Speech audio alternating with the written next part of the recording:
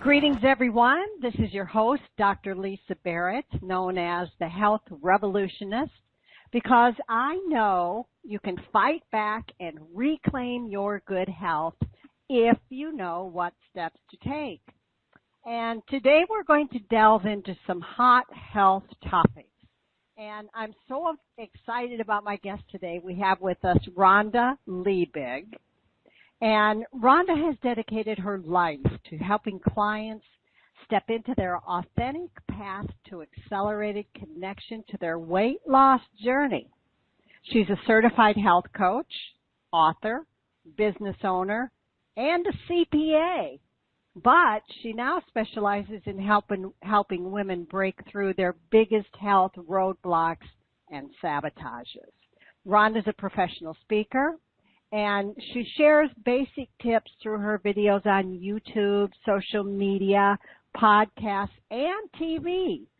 And she's a leading expert in the health industry with over 15 years of experience.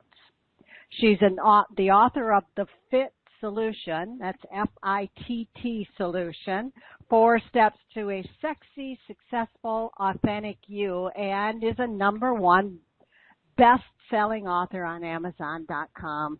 Rhonda, hi. Hello, Lisa. I'm so happy to be here and be with you today. Thank you. Yeah, well, we're really glad to have you here with us, Rhonda. So if you would, let's start by having you tell us in your own words who you are and what is your specialty.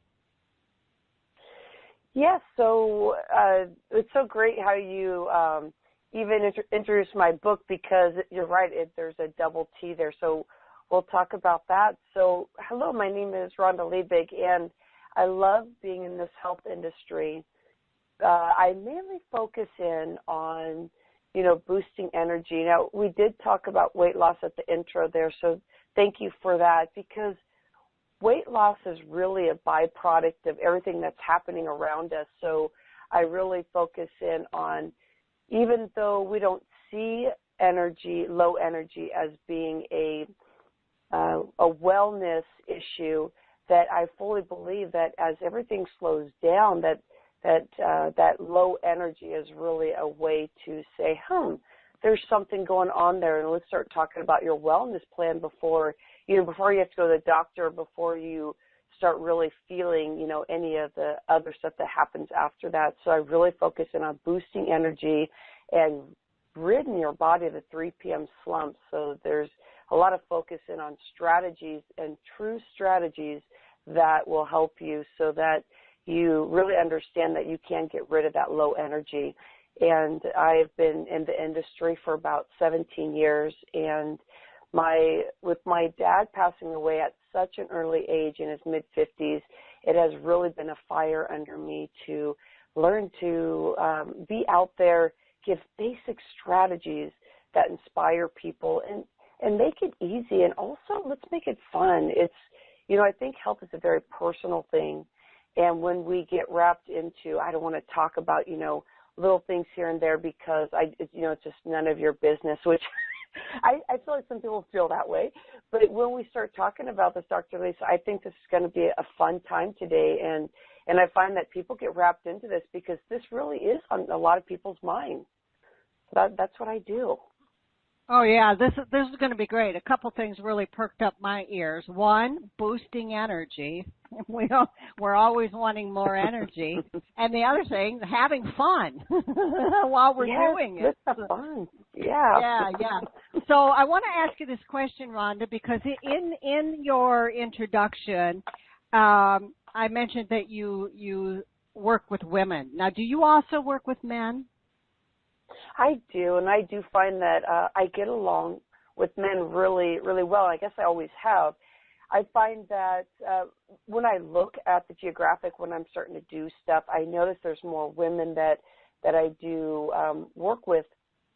But I believe men and women have a lot of the same stuff. It's just the approach and what happens. So I find that there's quite a few men that do really connect with me.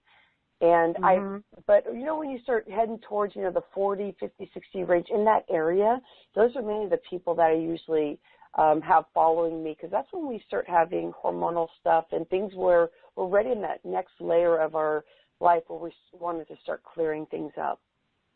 Exactly. And you know what's interesting in my own practice, I used to be 85% women who came to me, and the last couple of years it's been more and more men showing up. So that's why I was curious about that. Yeah. Yep. So, Rhonda, you have I know we're going to get into the sabotages, and I can't wait to hear about this. But before we jump into that, you have a personal story about losing your father. And I know this had a really pivotal effect on your career and your life, really. Would you mind sharing that story with us? Yeah, I sure can. And you know what, Dr. Lisa, I have been speaking about this lately, and I usually get a little choked up. And it's like, my dad passed away about 10 years ago. And so there's some cycle going on here with me that as I speak about this, it really chokes me up. And so let's go through this. But when I was very young, about 6 years old, I do remember talking to my grandma, actually, this is my dad's mom, and talking to her about chronic disease. And it was about cancer, diabetes, and hypertension, because that was what was, like what I'm putting quotes up, like that was what was running in the family. And I was telling my grandma that I'm upset because this is something that was actually seriously on my mind. And that's why I feel I'm in this industry, is it really was something that I always thought about was health. And my grandma, I was asking her, why is this happening? And my grandma said, well, you're born with this. This is the stuff that's going to happen. When you get older, these are the things you're going to have to deal with. And I quietly was feeling, that this is not something that I can even, believe in. So as science has been going along, and we've been also just watching ourselves being able to heal ourselves. My dad ended up getting diabetes too in his mid-40s. And so he got to the point where he didn't even know, actually at this point he had diabetes, but he flatlined. And people had to resuscitate him.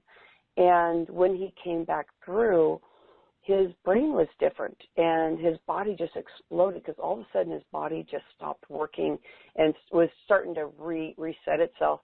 And my dad was, starting to take his medicine, but with him flatlining though, his brain got a little messed up, and so I was taking care of him, and I got him a place downtown here in Sacramento, and his brain started getting better to where he was thinking he was on his own, and he was more logical, and he'd go out every single day, go for a walk, and he was thinking he was doing everything for himself because he was taking his medicine like his doctor said, and he was, going out for his walks, but his biggest thing is he still liked sweets.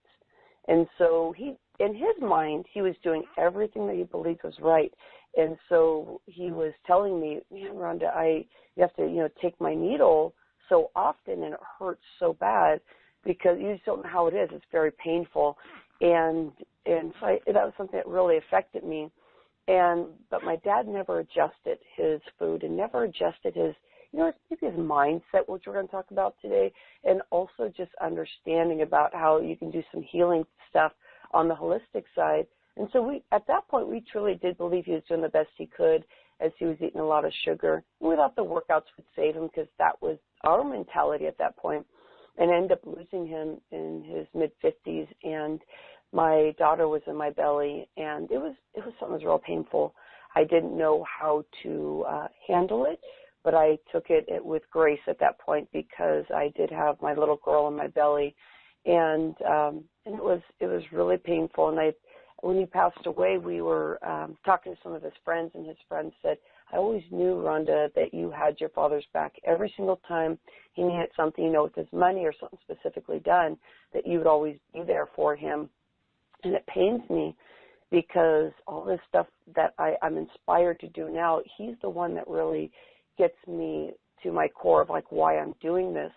But also it was something I had to work through, because I feel I didn't always have his back, because I didn't understand all this stuff. So it drives me to study and to read and to keep moving forward and doing stuff with you and through the media to get out as much as possible, because I feel that there's people out there just like my dad that just didn't know the whole story, and people that are ready to really hear it. So that's where my base and my energy is.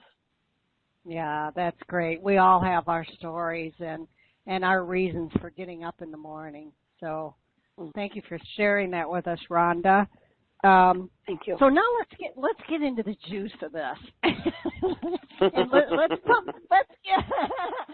get into these sabotages. And I know you have 10 sabotages you talk about, and I think you're going to get into 3 of those today. So you're going to tease us with 3 of them. So let's. What do you want to share with us, Rhonda? Well, I think so let's just clear a little space here, because what I think are sabotages are like little words and phrases that stop us from doing something that we want to do, but we keep saying, I can't do it. And so what stops us is the words that we say. So the first one that I hear so much is the phrase, I can't. Giving ourselves the permission that we can, that we feel stifled. And so the phrase is, do you often use the phrase, I can't? I feel like that is the number one sabotage. And it's a lot of that is based around what I call fear. Fear of stepping into something new, and fear of that if I do make a change, how will that affect somebody else? So I can't. I have my client Linda, our last coaching session, and she said, wait, if I make this change, I'm really scared because my husband is not being coached, and I feel like if I do make this change, because she kept saying she couldn't, I can't do this, I can't do that, that we're going to, fight even more, and we're not going to be on the same page. And so taking that, into respect with what I'm talking about, is that I believe that change is scary. And when we put ourselves into limiting beliefs about ourselves and about about others being able to start forming around us and what we're doing, that I feel the more that we open up our heart and give ourselves that space, and we start feeling and releasing the I can't and transitioning to I can, that you're also giving others around you the space to feel more relaxed and more release within themselves and being able to say, I can. But we're always under a lot of fear based with that. I love this, because I get a lot of this in my work with my clients as well, where you've got a partnership, a coupleship. One of them is doing the work and the other one isn't. And they are afraid of rocking the boat, because if they change, they're going to upset the apple cart around the house. And that's, one of the big things, I think that you're right. I mean, it really holds them back. I mean, how do you walk your clients through that and comfort them in moving forward? The biggest thing is that, even allowing them to even know my story just about being, a CPA and transitioning back into the health industry. And so you see these big changes happen within people. I used to be very structured. I used to act a certain way because I thought I was supposed to act a certain way. And coming into this industry and being almost opposite of what the structure would be.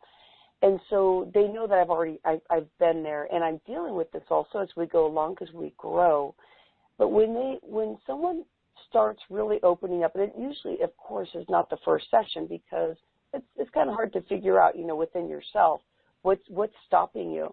But once someone finally starts opening and starts that dialogue, the most important thing is just taking some breathing space here. So I always just say, hey, hold on for a moment.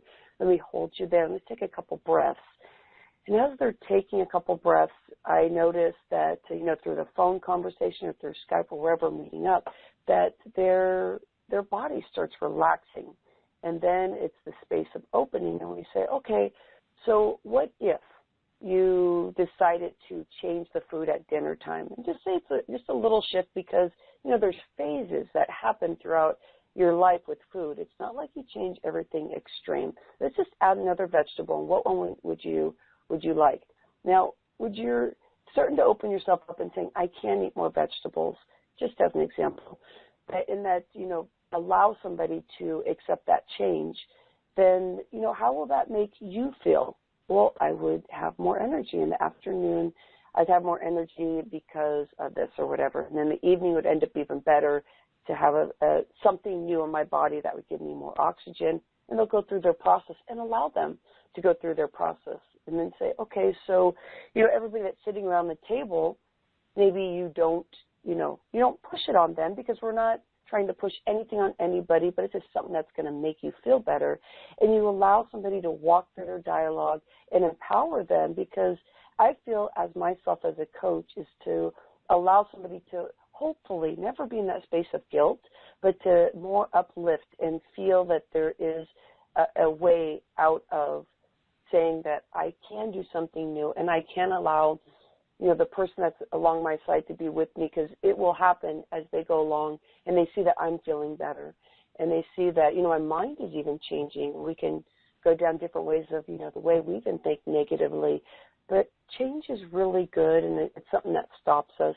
And so as they walk through and they talk through them, through the process and I just guide them, then it feels like there's the open, and that's the beginning of the change, is them starting to have that conversation and say it out loud. Mhm.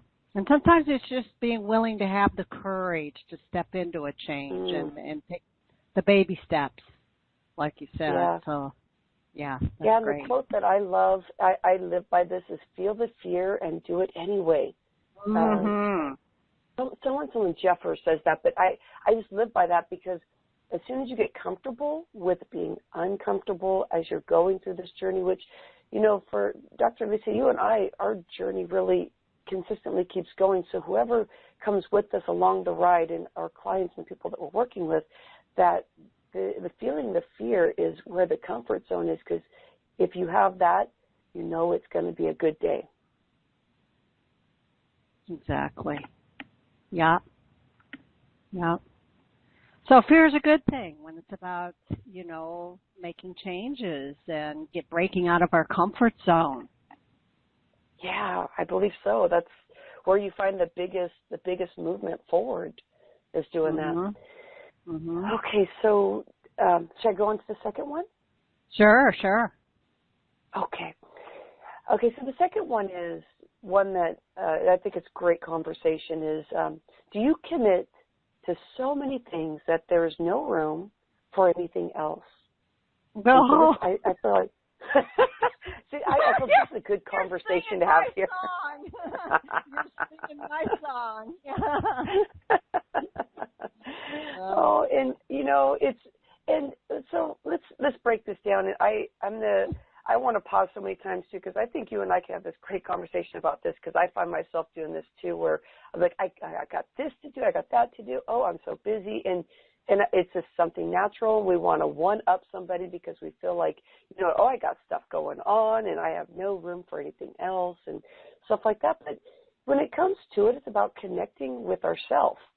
And dare I say even this, about even loving ourselves, like being open and just saying that I love you, which I think feels uncomfortable for some people.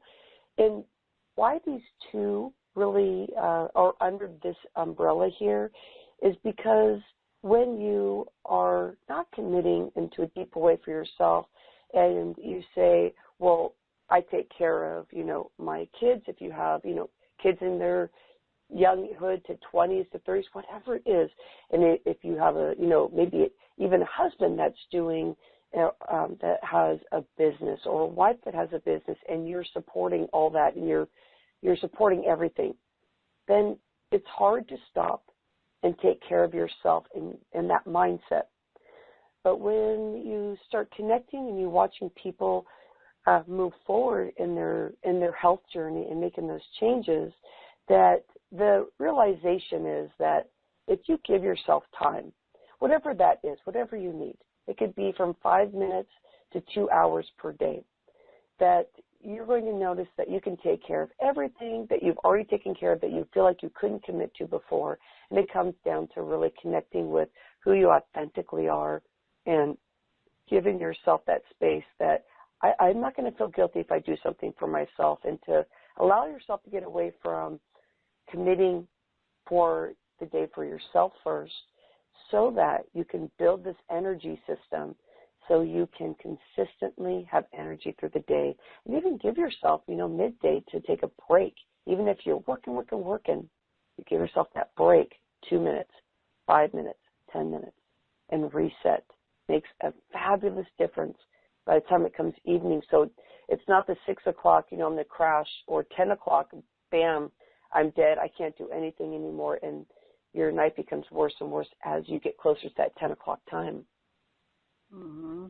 Yeah, and I mean, this is so good for me to hear this, because I can be a real steamroller when I get going. Health is my passion, and I can work right through the day and go right up until bedtime, and then I can roll right through the weekend. And I've had to force myself to turn off the computer at 5 o'clock and be done for the day, and to do the same over the weekends and take that time for me, because I have to recharge too, and we take care of so many other people, and many people do, and the caretaker has to make sure they're taking care of themselves as well.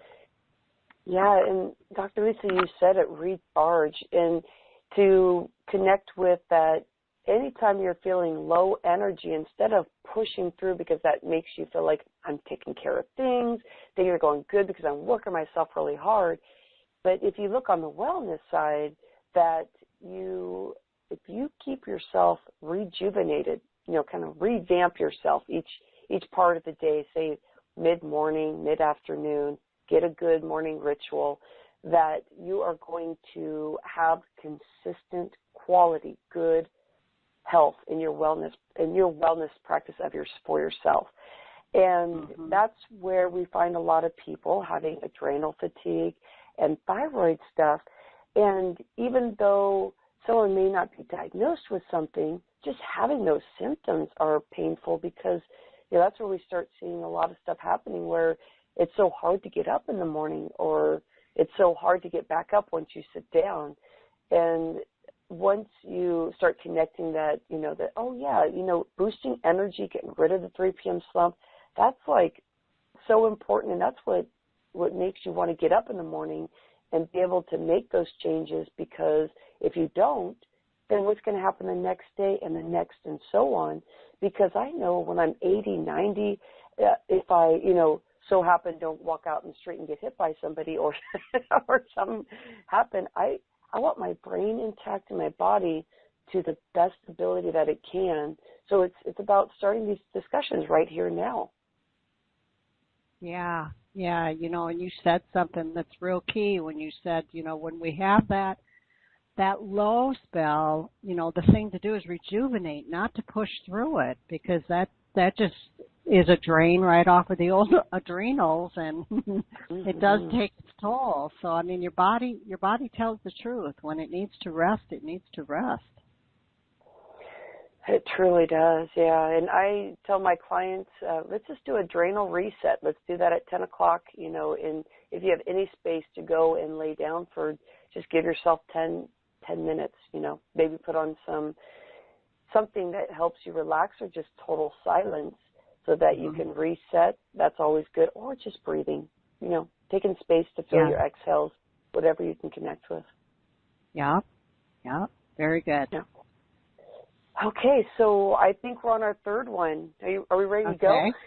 We are. I can't wait.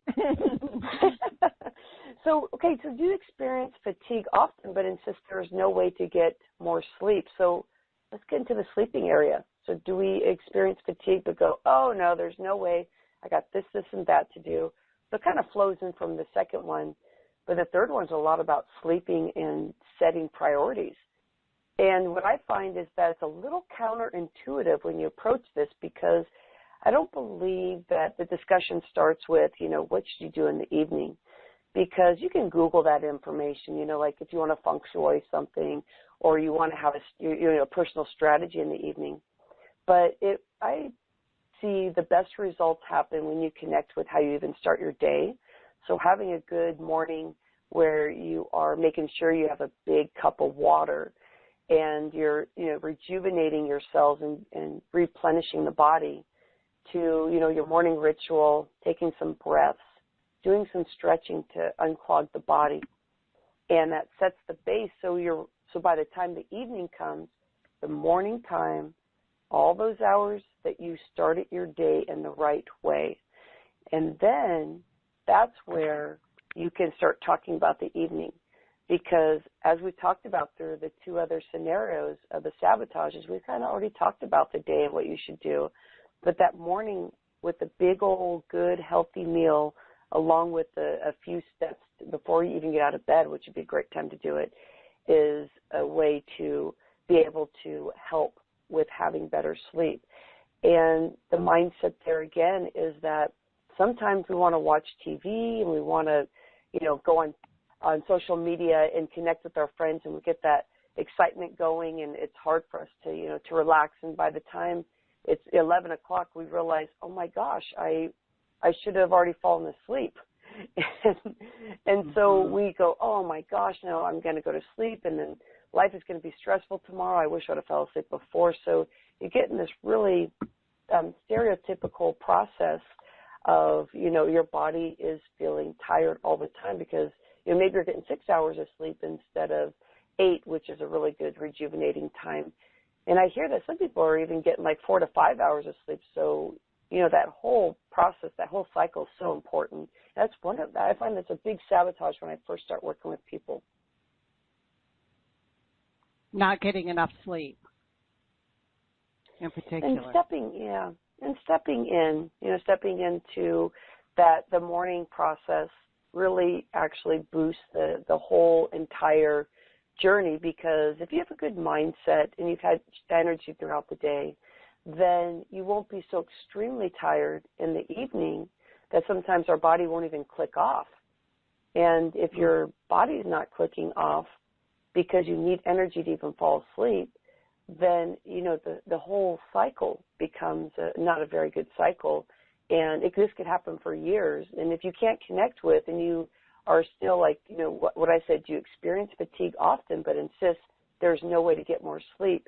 And it goes back to the stuff we talked about at the beginning, which is, making sure that you're feeling that your body is feeling good. And if it's not, stepping in and making some changes and using these guiding words. This is something that you can make changes like right now as everybody's listening to this, that you can take these different mindsets to boost your energy through the rest of today and really start practicing it. And the more that you use these practices, the more that it'll seem more logical in your body. And even though these strategies seem so simple and so basic, that's what the health journey is all about. That I find that people fail, one after another and don't want to step into anything new is first because we have the mindset that we have to do everything perfect, 100% or nothing at all. And if we don't do it right, then we feel like we've just, we've broken it, that we just gone off the bandwagon. But learning to connect with, if you do something just new, so maybe you didn't do the 3 new things that I just said, start your morning a certain way, but you just pick up one thing. That's really, it's making a big, big difference. Yeah, for sure. Rhonda, I wanted to ask you real quick about your book, The Fit Solution. What is this about? So the Fit Solution has a double T there, and it's the way I coach. So it's focus, integrate, transform, and thrive. And this is great for somebody who wants to know how it would be to be with me in a 6-month coaching program. I guide you as your coach all along the way.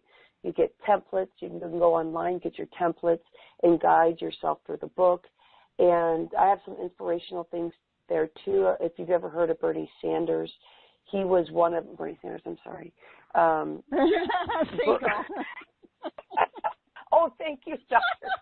Only, you know, we're in political times here, and that's, you know, that's you know, because, well, maybe he could help too, but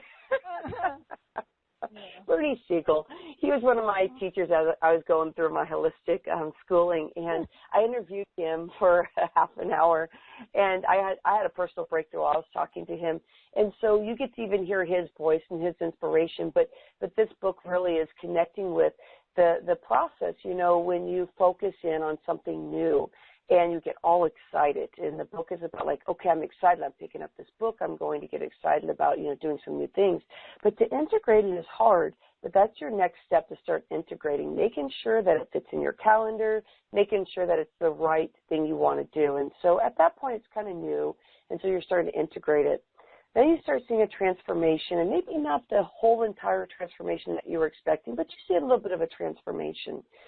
And the thrive part is, you know, it's time to celebrate any little change that's happened for you so that you can really rejoice in just little changes that happen. Sometimes you get big changes as you go through the book, depending on how much you commit to yourself. But you also, the phase, that last phase, the thrive, is that you're also not just celebrating, because we do miss that celebration part, a lot of us do, but it's also related with that we don't take time out to say, well, maybe we failed a little bit, so how can we redo this in a different way? Because maybe it's not fully working for you. So it's a way to kind of reset your goal and revisit it again, so you can recycle your goal but do it in a different way, so that each time you're stepping into something new, you're finding a way to be more successful, instead of us saying, oh, I'm just going to get rid of this goal because it never worked for me. Because sometimes little bits of the goal is working, and it's just learning how to reuse some stuff that's really, really important to us, and that will make massive changes as we go along. And that's what the book is, inspirational and strategic steps. So Rhonda, tell us about your website and where our listeners can learn more about you. Thank you, Dr. Lisa. My website is rhondaliebig.com, and my last name is a German last name, so it's L-I-E-B as in boy, I-G. And on there, as soon as you get on there, you're going to notice that I get out there and I do speaking, and I really focus in on food, and focus in on mindset, as we talked about with the 3 of the 10 sabotages. But I go in there and I talk about real basic, but make it fun, kind of a professional speaker, get out there. And I've also done some media stuff, and you'll find that on the first page, and you'll see some examples of what I do. And also there, you can find a space where you can click and you can find out what it is to even work with me. And so I have some coaching programs, and I have some stuff that I do online, because that's mainly where you can find me. I do have some people that live locally here in Sacramento that physically get to be with me, but my practice is all the way out to Sweden. So we go all the way through the United States to Sweden, and so I have been able to touch people with this work because of the Internet. So it's wonderful to be living in these times. Mm-hmm. And thank you, Rhonda, so much for joining us here today. This has been so enlightening, and I know my audience is going to just gobble this up. Wonderful. I love it. Thank you for having me, Dr. Lisa. You bet. And thank you to all my listeners. And until we meet again, remember to prioritize your health so you too can age without disease. Bye for now.